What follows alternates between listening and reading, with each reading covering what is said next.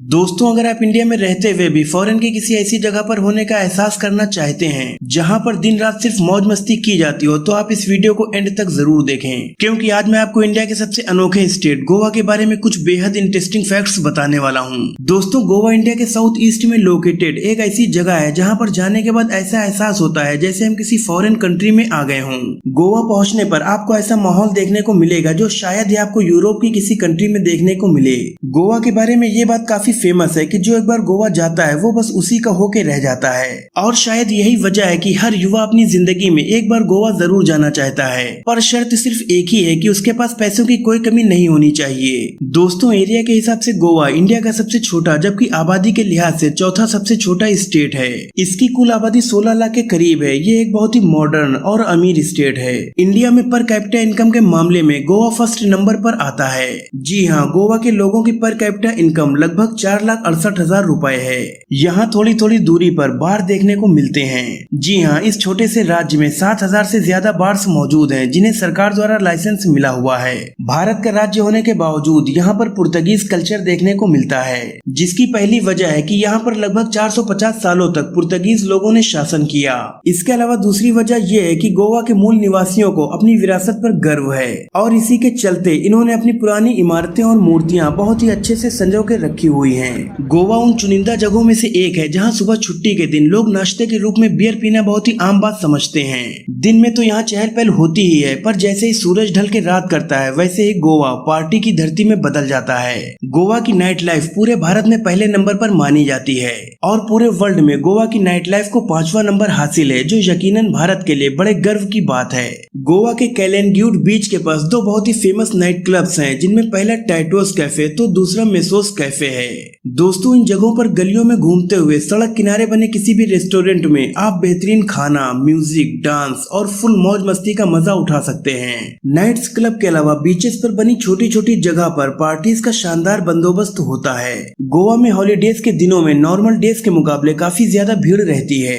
गर्मियों में तो भारत के लगभग सभी राज्यों से जवान हो या फिर बूढ़ा यहाँ पर मौज मस्ती करने जरूर आता है। तो वहीं यूरोप के नागरिक सर्द मौसम में गोवा आना पसंद करते हैं। जिनके पास पैसों की कोई कमी नहीं, ऐसे करोड़पति अपनी लंबी छुट्टियां बिताने में गोवा को पहली पसंद मानते हैं, और इसीलिए इस मामले में गोवा 6ठे नंबर पर आता है। गोवा के सबसे बड़े बीच हैं कैलेनग्यूड बीच, कोला बीच और बागा बीच। 3,702 स्क्वायर किलोमीटर के क्षेत्रफल में पूरा गोवा फैला हुआ है, और इस खूबसूरत से राज्य की राजधानी पणजी शहर है, जिसे पंजिम भी कहा जाता है। ये शहर गोवा का तीसरा सबसे बड़ा शहर है। पहले नंबर पर वास्को द गामा और दूसरे नंबर पर मरगांव आता है। गोवा की सबसे ज्यादा आबादी राजधानी में बसती है, जिसकी संख्या 50,000 से ज्यादा है। गोवा में बसा दूध सागर झरना भारत के सबसे ऊंचे और सुंदर झरनों में से एक है, जिसकी ऊंचाई 310 मीटर है। भारत का इकलौता पानी पर तैरता कसिनो गोवा की राजधानी में है। इस कसिनो में नए साल के मौके पर बड़े बड़े बिजनेसमैन अपनी किस्मत आजमाने जाते हैं। बिग डैडी नाम के इस कसिनो में शराब, खाना, पार्टी और दिल को मोह लेने वाले नजारे यानी सब कुछ मिलता है। गोवा की इकोनॉमी मूल रूप से यहाँ आने वाले टूरिस्ट पर डिपेंड करती है। यहाँ हर साल तकरीबन 70 से 80 लाख टूरिस्ट आते हैं, और इसका टूरिस्ट डेस्टिनेशन बनने का मेन रीजन है यहाँ कुल मिलाकर छोटे बड़े 40 बीचेस का होना। समुद्री तट होने की वजह से यहाँ फिशिंग का कारोबार भी बड़े पैमाने पर होता है, जिससे गोवा के बहुत से परिवार बड़ी संख्या में जुड़े हुए हैं। नारियल के पेड़ को गोवा की पहचान माना जाता है, और इन्हें यहाँ पर काफी संख्या में देखा जा सकता है। इंडिया में पहली बार बाइक टैक्सी की शुरुआत गोवा से ही हुई थी, जिसे अब भारत के दूसरे शहरों में भी चलाने की कोशिश की जा रही है।